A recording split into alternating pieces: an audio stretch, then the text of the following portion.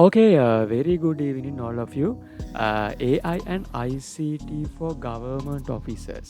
එහෙමත් නැත්නම් රජයේ නිලධාරීන් සඳහා සහ පෞද්ගලිකංශයත් අපි මෙන්ෂන් කරා රජයේ නිලධාරීන් සඳහා වන AI සහ ICT පාඨමාලාව. එහෙමත් නැත්නම් තුන්මාසික පාඨමාලාව ගැන දැනුවත් කිරීමේ මේ ප්‍රීවෙබින සෙෂන් එකත් එක්ක එකතු වෙලා ඉන්න ඔබ හැමෝම සාදරයෙන් පිළිගන්නවා. ඉතිං ඔන්ලයින් රෙජිස්ටර් වෙලා අපිත් එක්ක අපිව විශ්වාස කරල මේ මාස කිහිපය පුලාවට අපි දැක්ක ඔබ අපේ ෆේස්බුක් කරහා අපි කරපු කැම්පේෙන් එකින් ලංකාව පුරාවටම ඔයාලා අපිත් එක රෙජිස්ටර් වෙලා හිටිය. ඉතින් තැංකව Google ෆෝර්ම් එක ෆිල් කරලා අපේ වෙබින එකත් එක්ක එකතු වෙලා ඉන්න හැමෝටම. ඉතින් මේ රෙකෝඩින් සේෂන් එකක් ඒ කියන්නේ අපේ මේ ලයිව් වෙබිනා එකේ රෙකෝඩින් සේෂන් එකක් තමයි මේ ඔයාලත් එක්ක මේ ගෙනල්ලා තියෙන YouTube හරහා. ඉතින් මේක බලලා ඔයාලට මේ සේෂන් එකත් එක්ක අපේ ඉස්සරහා කෝස් ප්‍රෝග්‍රෑම් එක සඳහා රෙජිස්ටර් වෙන්න පුළුවන්. ඉතින් මේ කෝස් එකේ සම්පත්දායකත්වය ඉංග්ලිෂ් ගේට් ප්‍රයිවට් ලිමිටඩ් ආයතනය විසින් සිදු කරනවා. ඒ කියන්නේ 2021 ඉඳන් මේ දක්වා පෞද්ගලික සහ රජයේ ආයතනවල සහ පෞද්ගලික විශ්වවිද්‍යාල රජයේ විශ්වවිද්‍යාල ඒ හැමෝම ස්ටුඩන්ස්ලට අපි අපේ කෝස සොෆර් කරලා තියෙනවා. ඒ වගේම අපිට මෙන්න මේ පහලින් පේන ඇක්‍රඩිටේෂන් තියෙනවා අපිට මෙන්න මේ අයත් එක්ක අපි වැඩ කරනවා. ඉතින් ඔයාලට අපේ ඉංග්‍රීසි ගේට් එක ගැන වැඩිදුර තොරතුරු අවශ්‍යයි නම් අපගේ Facebook පිටුව ෆලෝ කරන්න පුළුවන්. හරි. අපි යමු අපේ ප්‍රෝග්‍රෑම් එක ගැන හඳුනා ගන්න. ඉතින් මේ ලෝකය පුරා ඩිජිටල් තාක්ෂණය භාවිතා කරනවා. ඉතින් ඔයාලා Google ෆෝරම් එක අපි දැක්කා ඔයාලගේ ICT කරන්ට් නොලෙජ් එක ගැන ඔයාලා හැඳින්වීමක් කරලා තිබ්බයි. කියන්නේ ඔයා ඉන්නේ බිගිනර් ලෙවල් එකේද ඇඩ්වාන්ස් මධ්‍යම ලෙවල් එකේද එහෙනම් සුපිරියර් ලෙවල් එකේද ඔයාට වඩා ඉන්න හයි ලෙවල් එකකද කියලා අපිට ඒක මෙන්ෂන් කරලා තිබ්බා. ඉතින් මෙතන ඉන්න ගොඩක් අය 95%ක්ම ඉන්නේ ICT මධ්‍යම ලෙවල් එකේ. ඒ කියන්නේ ඔයාලට නෝමලි කම්පියුටර් එක ඔන් කරලා කම්පියුටර් එක වැඩ කරගෙන යන්න පුළුවන්. හරිද? එතකොට දැන් මේ ඩිජිටල් තාක්ෂණය කියන එක වැන් වෙනකොට වර්තමාන වෙනකොට හැම ශේෂ්ත්‍රයක් එක්කම ගිහිල්ලා තියෙන උදාහරණයක් විදියට හැම ඉන්ඩස්ට්‍රියක් එක්කම උදාහරණයක් විදියට සෞඛ්‍ය වේවා අධ්‍යාපන වේවා කෘෂිකාර්මික ප්‍රවාහන ආරක්ෂණ මේ හැම ශේෂ්ත්‍රයක් හරහාම මේ ICT නැත්තම් මේ ඩිජිටල් කියන දේ විහිදිලා ගිහිල්ලා තියෙනවා. ඉතින් මේකත් එක්ක ඔයාලගේ නොලෙජ් එක ඔයාලගේ දැනට තියෙන නොලෙජ් එක අප්ග්‍රේඩ් කරගන්න එක ගොඩක්ම වැදගත් වෙනවා. ඉතින් මේ පාඨමාලාවේ අපේ අරමුණ තමයි මම වගේම ඔයාලත් මේ AI ටෙක්නොලොජීස් භාවිතා කරලා ඔයාලගේ එදිනෙදා කාර්යාලයේ වැඩ කටයුතු ඔයාලගේ පර්සනල් වැඩක් වෙන්න පුළුවන්. ඔයාලට එක්ස්ට්‍රා ඉන්කම් එකක් වෙන්න පුළුවන්. මේ හැම දෙයක්ම ඔයාට අවශ්‍ය විදියට ජෙනරේට් කරගන්න සපෝට් එකක් දෙන්න තමයි මගේ බලාපොරොත්තුව. ඉතිං මේ වෙබින එකේ සහ මේ කෝස් එකේ මොකක්ද වැදගත්කම. ඔයා මේ ත්‍රීමාසික ප්‍රෝග්‍රෑම් එක නැත්තන් මාස තුනක මේ ප්‍රෝග්‍රෑම් එක කරාට පස්සේ ඔයාට ලැබෙන්නේ මොකක්ද? මේක තමයි ප්‍රශ්නේ. ඉතිං මේකත් එක්ක ඔයාට ඔයාගේ ප්‍රොඩක්ටිවිට එක වැඩ කරගන්න පුළුවන්. ඒ කියන්නේ දැන් ඔයා කරන වැඩේට අපි ගේමු පැයක් යනවා කියලා අපිට මේක ඉතා ඉක්මනට කරලා ඊට පස්සේ ඔයාගේ ඉතුරු වෙලාව ඔයාගේ දේකට යොදවා ගන්න පුළුවන්. මොකද අපිට මොනවා හරි ඩේටා සෙට් එකක් දීලා ඔයාගේ ආයතන ප්‍රධානිය වෙන්න පුළුවන්. ඔයා ඉන්නේ පාසලක් ගුරුවරියක් නම් ඒ ඔයාගේ විදුහල්පතිතුමා දෙන වැඩේ වෙන්න පුළුවන්. නැත්නම් ඔයා වෙන ඔෆිස් එකක ඉන්නවා නම් ඒ අදාළ ටීම් එකේ ටීම් මෙම්බර් කෙනෙක් දෙන වැඩක් වෙන්න පුළුවන්. මේ ඕනම වැඩක් ඔයාට කාර්යක්ෂමව කරගන්න කොහොමද AI භාවිතා කරන්න ඒකින් ඔයාගේ ඵලදායීතාවය වැඩි කරගන්නේ කොහොමද කියලා මේ ප්‍රෝග්‍රෑම් එක හරහා අපි ඉස්සරහට කතා කරනවා. ඒ වගේම ඔයා මොනවා හරි ආයතනයේ ඩිසිෂන්ස් ගන්නවා නම් එහෙම නැත්නම් අපි කියනවා තීරණ ගන්නවා නම් අන්න ඒ තීරණවලට සපෝටිව් විදියට ඔයාට මෙන්න මේ වෙබින එකේ දේවල් වැඩි දියුණු වෙනවා. මේ කෝස් ප්‍රෝග්‍රෑම් එකේ දේවල් වැඩි දියුණු වෙනවා. ඒ වගේම තමයි මේ ඩිජිටල් ට්‍රාන්ස්ෆෝර්මේෂන් එකත් එක්ක සමහරට ඔයාගේ දුව හෝ පුතා දැන් වෙනකොට ICT වල යම්කිසි ස්ථාවරයකට ගිහිල්ලා තියෙන්න පුළුවන්. නැත්නම් ICT ශාස්ත්‍රය අපි කියනවා නම් අර සිංහලෙන් වැඩෙක් වෙන්න පුළුවන්. හැබැයි ඔයා කොහොමද යාට බීට් වෙන විදියට ඔයත් ඒ වගේම නොලේජ් එකක් තියෙන කෙනෙක් විදියට වැඩ කරන්නේ කොහොමද. එහෙම නැත්තම් සමහරට දැන් එන ජෙන්සී එක දැන් ගොඩක් කලාට 2000න් පස්සේ අපි කියනවනේ ජෙන්සීනේ. එතකොට එයාලා සමහරට අර ඔයාලගේ ඔෆිස් වල ඉන්න පුළුවන්. එයාලට ටිකක් ස්මාර්ට්. එහෙම නැත්තම් කඩිසරයි. අන්න යාලත් එක කරට කර වැඩ කරලා කොහොමද ඒ ඕඩියන්ස් එකත් ඔයත් එක්ක ටීම්යක් විදියට කණ්ඩායමක් විදියට වැඩ කරන්නේ කොහොමද කියලා මෙන්න මේ ප්‍රෝග්‍රෑම් එක තුළවාට කතා කරන්න පුළුවන්. ඒ වගේමයි කාර්යක්ෂමතාවය. ඔයා ඉක්මනට ඔයාගේ වැඩේ කරගන්න කොහොමද සහ නිවැරදි තීරණ ගන්න කොහොමද AI උපකාරී වෙන්නේ.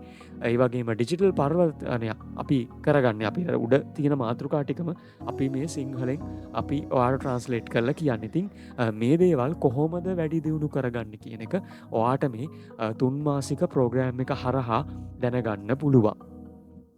ඉතින් ICT මේක මට හිතෙන්නේ 2008 9 10 වගේ කාලෙන් පස්සේ තමයි ගොඩක් මේ ICT කියන එක මිනිස්සුන්ගේ භාවිතයට ආවේ.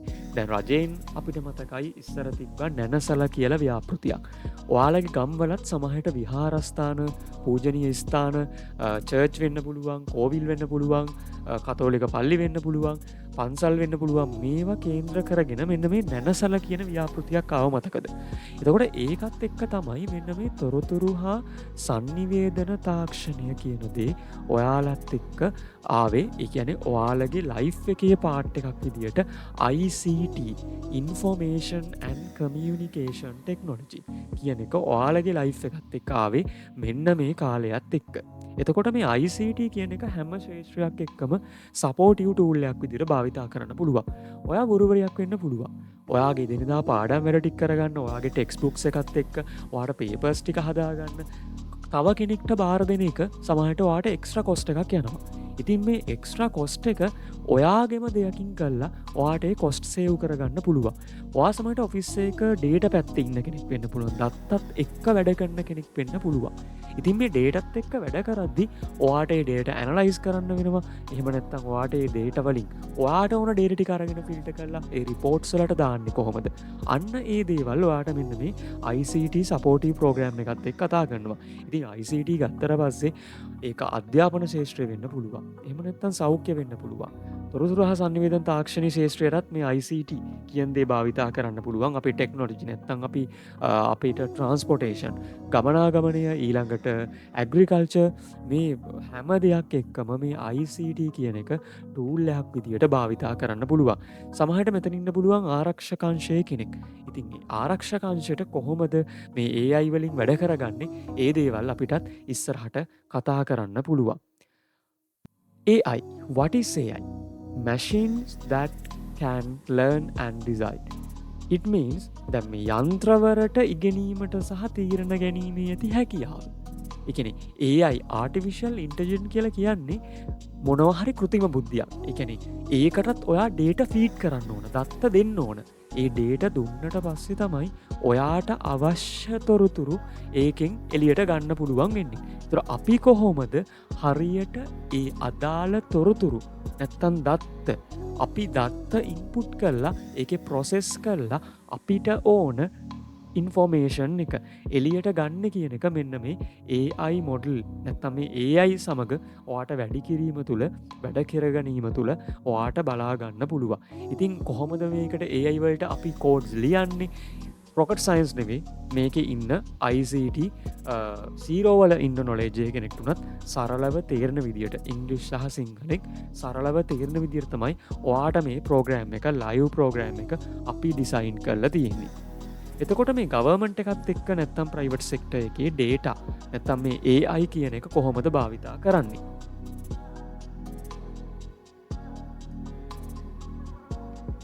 ඔටෝමේෂන්ස්, ස්වයංක්‍රීයකරණය, ඩේටා ඇනලිසිස්, දත්ත විශ්ලේෂණය, සිටිසන් සර්විස්, ජනතා සේවය. එතකොට මේ ඔටෝමේෂන් කියලා ගත්තට පස්සේ අපිට ඔටෝමැටික්ලි අපේ සිස්ටම් එකක් පද්ධතියක් වැඩ කරගන්නේ කොහොමද? ඔයාට සමහරට චැට්බොට් කෙනෙක් දාගෙන අපිට වැඩ කරගන්න පුළුවන්. නැත්තම් ඔයාගේ පර්සනල් ඇසිස්ටන්ට් විදියට AI කියන්නේ භාවිතා කරන්න පුළුවන්. අපි ඉස්සරහට ඒව කියලා දෙනවා කොහොමද වැඩ කරගන්නේ. ඔයාගේ වැඩ ටික පහසු කරගන්න AI ටූල් එකක් විදියට භාවිතා කරන්නේ කොහොමද කියන එක මේ ඔටෝමේෂන්ස් පාර්ට් එකේදී කියලා දෙනවා. මේ වගේම ඩේටා ඇනලිසිස් කරලා ඔයාට මොනවා හරි ඩේටා රේන්ජ් එකක් දීලා හිතන මාසෙක අවුරුද්දක අවුරුද්දේක ඔයාට කියනවා ඔයාගේ ආයතන ඉස්සරහ තියෙන වැඩපිළිවෙලත් එක්ක කොහොමද අපි අපේ ප්ලෑන් එක හදාගන්නේ නෙක්ස්ට් ඉයර් එකට අපි කොහොමද ප්ලෑන් එක හදාගෙන අපේ ටීම් එක මොටිවේට් කරලා වැඩ කරගන්නේ ඒකදී අපිට ඉන්න පුළුවන් ප්‍රශ්න මොනවද අන්න ඒ දේවල් මේ ඩේටා ඇනලිසිස් කිරීම තුළ බලා ගන්න පුළුවන් ඉන් අපිට තුන්වෙනි එක තමයි අපිට කවුරුත් අපිට සමාජීය පුරවැසියෝ විදිහට අපිට ලැබෙන දෙයක් තමයි මේ ජනතා සේවය. ඉතින් මිනිසුත් එක්ක වැඩ කරනකොට තමයි ගොඩක්ම අමාරු. එතකොට ඒවට කොහොමද AI ටූල් එකක් විදිහට භාවිතා කරන්න කියලා බලා ගන්න පුළුවන් අපේ මේ ප්‍රෝග්‍රෑම් එක තුල. එතකොට මේන්ලි අපි ගත්තොත් අපේ ප්‍රායෝගික අපිට ලැබෙන බෙනිෆිට්ස් මොනවද? ප්‍රැක්ටිකල් බෙනිෆිට්ස් ගත්තට පස්සේ අපේ කාර්යාලීය කාර්යක්ෂමතාවය අඩි දුරු කරගන්න, ජනතාවට මධ්‍යස්ථ සේවාවක් සපයන්න, ඒ වගේම මේ ඩේටාත් එක්ක ඩිසිෂන්ස් ගන්න, ඒ වගේම දැනට තියෙන ටෙක්නොලොජි එක්ක අපි කොහොමද මේ විශ්වාසයෙන් හැඩගැහෙන්නේ කියන එක ඔයාට මේ ප්‍රෝග්‍රෑම් එක හරහා ලබා ගන්න හැකියාව තියෙනවා. හරි මම මේ කතා කරන කලින් කෝස් එකේ මොඩියුල්ස් ටික කතා කරගෙන ඉන්න. AI and ICT for Government Officer. එතකොට මේක මාස 3ක ප්‍රෝග්‍රෑම් එකක්. totally practical ප්‍රෝග්‍රෑම් එකක්. එතකොට මේකේ පළවෙනි මොඩියුල් එකෙන් කතා කරන්නේ Introduction to ICT and Digital Government. එතකොට ICT කියන්නේ මොකද්ද? ICT භාවිතා කරන ශේෂ්ත්‍රයන් කොහොමද? ඒ ශේෂ්ත්‍රයන් වල ICT ප්ලාන්ට් වෙලා තියෙන්නේ කොහොමද? සහ සපෝටිව් ටූල් එකක් විදියට AI නැත්තම් ICT භාවිතා කරලා කොහොමද වැඩ කරගන්නේ? mainly ICT part එක. ඒතර මේක සාමාන්‍යයෙන් අර grade 10 11 සහ දැන් වෙනකොට ගවර්න්මන්ට් එකේ මේ පොඩි බබාලටත් ICT කියලා දෙනවා. අන්න ඒ සරල සිංහලෙන් සහ ඉංග්‍රීසි වලින් ඔයාට තේරෙන විදිහට ICT කියන්නේ මම ඔයාට කියලා දෙනවා කොහොමද වැඩ කරන්නේ කියලා. සහ ඩිජිටල් ගවර්න්මන්ට් මේ රාජ්‍ය තන්ත්‍රය ඇතුලේ කොහොමද ICT භාවිතා කරන්න කියන එක මම මේකෙදි ඔයාලත් එක්ක කතා කරනවා මේ ප්‍රෝග්‍රෑම් එක ඇතුලේ.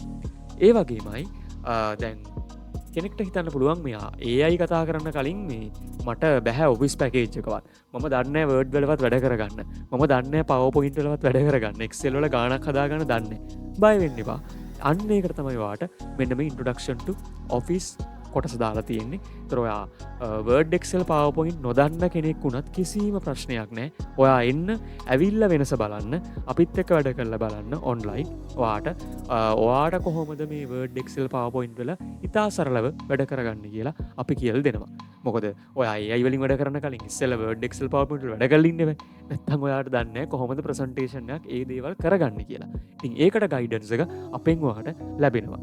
ඊට පස්සේ තියෙනවා Basics of Artificial Intelligence. කොහොමද මේ AI වල බේසික්ස් කොහොමද ඒ AI මොඩල්ස් හැදිලා තියෙන්නේ ඊට පස්සේ AIත් එක්ක කොහොමද ඉස්සරහට වැඩ කරගන්නේ අන්න ඒ දේවල් ටික මෙන්න මේ පාර්ට් එකේදී මේන් පාර්ට් එකක් විදිහට දාලා තියෙන්නේ ඒකයි ආපු 1 එකේ ඉඳන් ඊට පස්සේ ප්‍රැක්ටිකල් AI tools ඔය GPTs නැත්නම් අපි කියනවා chat GPT automations තව අපිට ගොඩාක් tools තියෙනවා online AI වලින් free and paid වැඩ කරගන්න ඒව කොහොමද වැඩ කරලා ඔයාගේ වැඩේ කරගන්න කියලා මම කියලා දෙනවා AI in government services කොහොමද අපි රාජ්‍යයේ නැත්නම් private sector එකේ නැත්නම් ඔයා කිඩ් කෙනෙක් වෙන්න පුළුවන් ස්ටුඩන්ට් කෙනෙක් වෙන්න පුළුවන් anyway මේ ශේෂ්ත්‍රයන් වල කොහොමද AI tool එකක් විදියට භාවිතා කරන්න කියලා මෙන්න මේකෙදි අපිත් එක්ක එකතුනොත් ඔයාට දැනගන්න පුළුවන් ඊට පස්සේ data handling and cyber security වැදගත්ම දෙයක් කොහොමද දත්ත හසුරුවන්නේ සහ ඔයාට අන්තර්ජාලය තුරින් මේ සයිබර් සිකියුරිටි පැත්ත ඒ කියන්නේ ඔයාට එන අහිතකර දේවල් වලින් ආරක්ෂා වෙන්නේ කොහොමද